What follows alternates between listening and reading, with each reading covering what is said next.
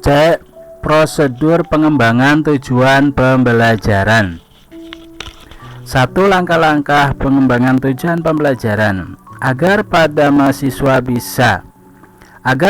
mahasiswa bisa mengembangkan tujuan pembelajaran, terlebih dahulu mahasiswa bisa menganalisis kurikulum dengan cara menentukan keselarasan visi misi dan tujuan satuan pendidikan di tempat bekerja. Gunakan lembar kerja 1.1 sampai dengan lembar kerja 1.3.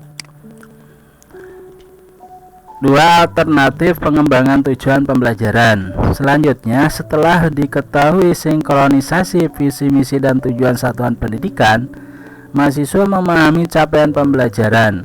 Komponen capaian pembelajaran penting untuk dikuasai mahasiswa yang memuat tentang realitas, tujuan, karakteristik, dan capaian dalam setiap fase mata pelajaran.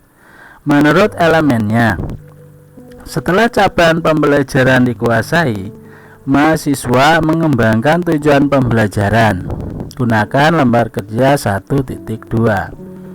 3. Penyusunan alur tujuan pembelajaran (ATP).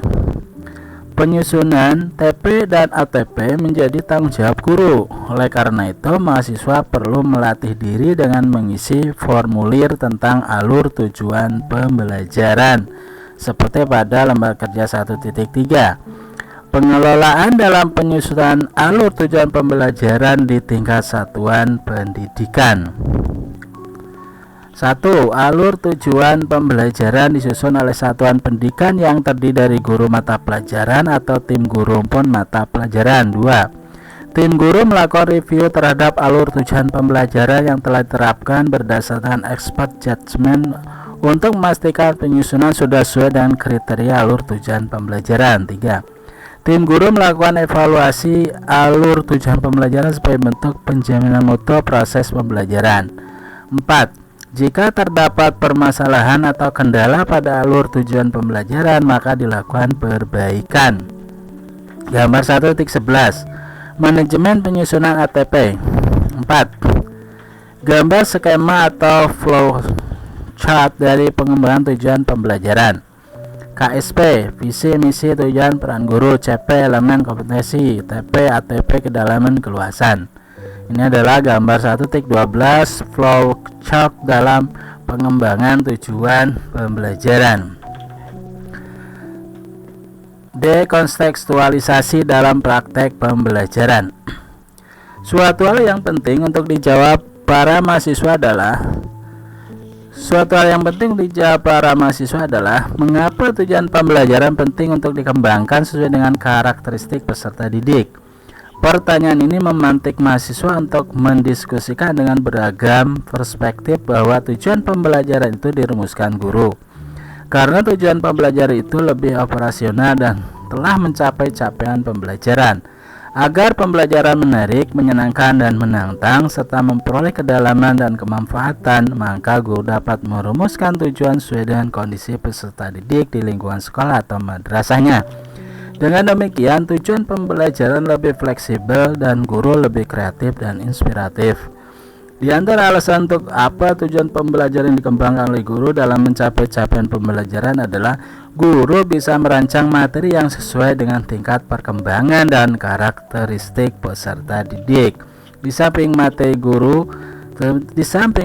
guru dapat memilih metode atau strategi pembelajaran yang lebih menyenangkan dan berbasis masalah.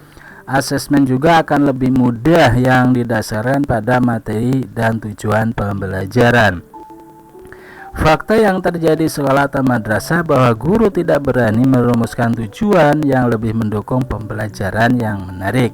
Di samping itu, wujud pengembangan tujuan pembelajaran bisa diperbaiki setiap saat sehingga penting bagi guru untuk melakukan perubahan tujuan pembelajaran sehingga pembelajaran lebih bermakna, mendalam, dan mengasyikkan. Metakognisi capaian pembelajaran dan tujuan pembelajaran. Pelajaran berharga dari menganalisis capaian pembelajaran CP dan tujuan pembelajaran TP adalah CP dan TP merupakan suatu paket tujuan yang ada di kurikulum sekolah. Ia merupakan komponen penting dalam pendidikan. Pendidikan membutuhkan kurikulum. Kurikulum berisi tujuan yang berfungsi sebagai arah pendidikan. Oleh karena itu, guru memahami betul CP dan TP sebelum melaksanakan kegiatan pembelajaran yang diawali dengan perencanaan pembelajaran melalui pengembangan perangkat pembelajaran. Kegagalan mengidentifikasi CP dan TP membuat pembelajaran kehilangan arah. Sebagai bahan refleksi, guru melakukan pertanyaan refleksi apakah selama ini sudah mencermati CP dan TP sebagai acuan dalam proses pembelajaran. Tanyakan pada diri sendiri selama ini arah pembelajarannya kemana jika tidak tertumpu pada CP dan TP. Bagaimana bertumpu pada CP? Bila mana bertumpu pada CP dan TP, apakah guru lebih leluasa mengembangkan materi, memilih metode dan melakukan asesmen? Berbagai pertanyaan reflektif ini bisa ditanyakan dan kondisinya tidak sesuai,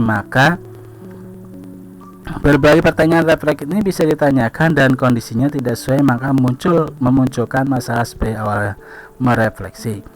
Dari masalah tersebut dicarikan solusi dan diwujudkan dalam aksi praktek pembelajaran yang tertuang dalam tugas jurnal refleksi praktek pembelajaran. F. Kesimpulan 1. Setiap sekolah atau madrasah wajib mengembangkan kurikulum satuan pendidikan. Sekolah saat menyusun KSW harus mengacu pada peraturan yang berlaku di sekolah, mengikuti kurikulum sekolah.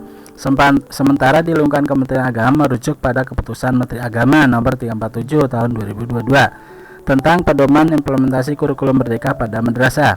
Keputusan Direktur Jenderal Pendidikan Islam Nomor 311 Tahun 2022 tentang capaian pembelajaran pendidikan agama Islam dan bahasa Arab kurikulum merdeka pada madrasah dan panduan pengembangan kurikulum operasional madrasah KOM. 2.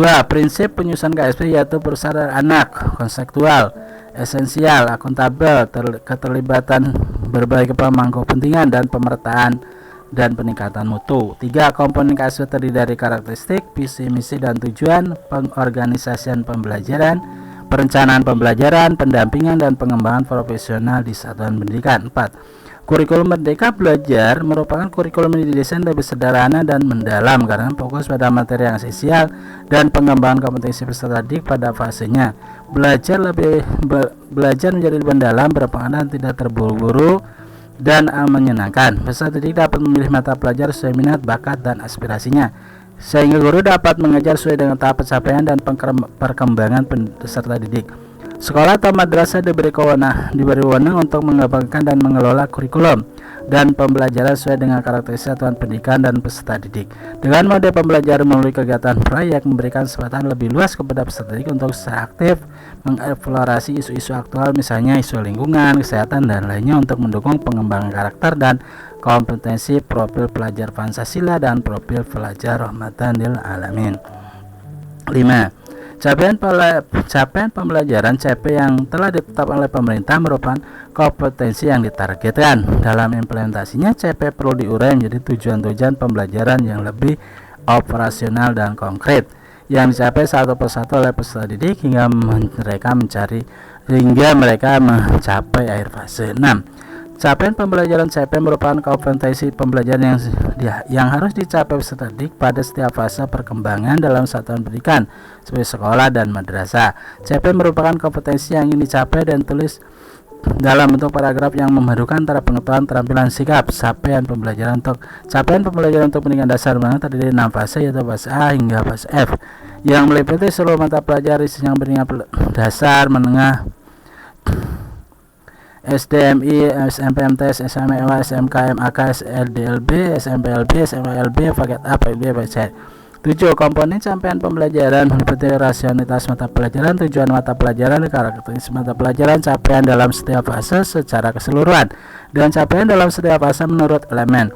Guru dapat menuliskan materi esensial dengan berdasarkan pada asesmen awal, baik asesmen dalam pemahaman, gaya belajar atau bakat dan minat. Adapun untuk keluasan materi pada kurikulum mereka ditekan pada hasil dari analisis CP dan TP masing-masing fase. 8. Merdeka Belajar merupakan tawaran dalam merekonstruksi sistem pendidikan dalam rangka menyongsong perubahan dan kemajuan bangsa yang dapat menyesuaikan dengan perubahan zaman. Asumsi utama Merdeka belajar adalah pemberian kepercayaan kepada guru sehingga guru merasa merdeka dalam melaksanakan pembelajaran. 9. Alur tujuan pembelajaran atau yang disebut dengan ATP merupakan rangkaian beberapa tujuan pembelajaran yang tersusun secara sistematis dan logis dalam setiap fase. Alur tujuan pembelajaran adalah kaitan dengan capaian pembelajaran dan tujuan pembelajaran. Alur tujuan pembelajaran disusun setelah menganalisis capaian pembelajaran, merumuskan tujuan pembelajaran. G. Praktek pengembangan tujuan pembelajaran melalui lembar kerja atau LK. 1. Deskripsi lembar kerja 1.1. Lembar kerja ini meminta mahasiswa untuk mengerjakan lembar kerja dengan formulir terlampir. Lembar kerja tersebut bertujuan melatih keterampilan mahasiswa melalui karya penyusunan lembar kerja atau LK. 2. Petunjuk pengisian lembar kerja. A. Isi formulir lembar kerja sesuai dengan petunjuk LK. B. Lakukan pengembangan dokumen. Isi instrumen dengan memperhatikan relevansi dan ketercukupan data serta otentik atau sesuai dengan petunjuk. 3. Formulir lembar kerja. LK1.1 Analisis kurikulum satuan pendidikan KSP. Nomor 1. Karakteristik komponen kurikulum. Karakteristik, uraian, kekuatan atau kelebihan apa yang dimiliki satuan pendidikan, apa yang membuat satuan pendidikan lebih baik dari satuan pendidikan lainnya. Kekuatan ya, uraian, kelemahan apa yang belum berjalan dengan baik, apa saja kebutuhan anak pendidik dan tenaga pendidikan yang belum terpenuhi di satuan pendidikan. Peluang, kekuatan atau kelebihan apa yang dimiliki satuan pendidikan, apa yang membuat satuan pendidikan lebih baik dari satuan pendidikan lainnya. Ancaman, hambatan apa yang sedang dihadapi sekarang, adakah perubahan peraturan pemerintah yang akan berdampak pada perkembangan satuan pendidikan. Keselarasan. 2. Keselarasannya, visinya, rumusan visi satuan pendidikan, misi, rumusan misi satuan pendidikan, tujuan, rumusan tujuan satuan pendidikan. 3. Analisis kondisi lingkungan pada satuan pendidikan dalam menyusun KSP. Tuliskan kondisi lingkungan pada satuan pendidikan dalam menyusun KSP ya, mahasiswa. LK1.2 Analisis capaian pembelajaran dan tujuan pembelajaran berdasarkan kompetensi dan lingkungan materi, keluasan dan kedalaman. Fase apa, elemennya, capaian pembelajaran, kompetensinya, tujuan pembelajaran, keluasan, kedalaman. Mahasiswa. LK1.3 Penyusunan alur tujuan pembelajaran ATP. Elemennya apa, capaian pembelajaran, tujuannya, ATP, JP, alokasi pertemuan mahasiswa. 4. Rubrik penilaian LK1. Mahasiswa diminta mengerjakan semua lembar kerja tanpa terkecuali. Selanjutnya mahasiswa diminta mengupload dokumen LK pada platform LMS sesuai dengan jadwal ketentuan. Tugas lokalnya menyelesaikan form ini untuk setiap topik atau pembahasan. 5. Pengesahan LK1. Seluruh RK yang dibuat nyatakan sah dan tidak bisa direvisi kembali. Oleh karena itu mahasiswa harus lebih teliti untuk dalam mengirim atau tugas ke platform. H. Daftar pustaka. Referensinya. 1. Referensi utama. Ini ya. Referensi utama banyak nih. 2. Peraturan atau ketentuan pemerintah berlaku. Ini sudah ada. 3. Referensi pendukung. Keputusan Menteri Agama. Terus selesai. Assalamualaikum warahmatullahi wabarakatuh.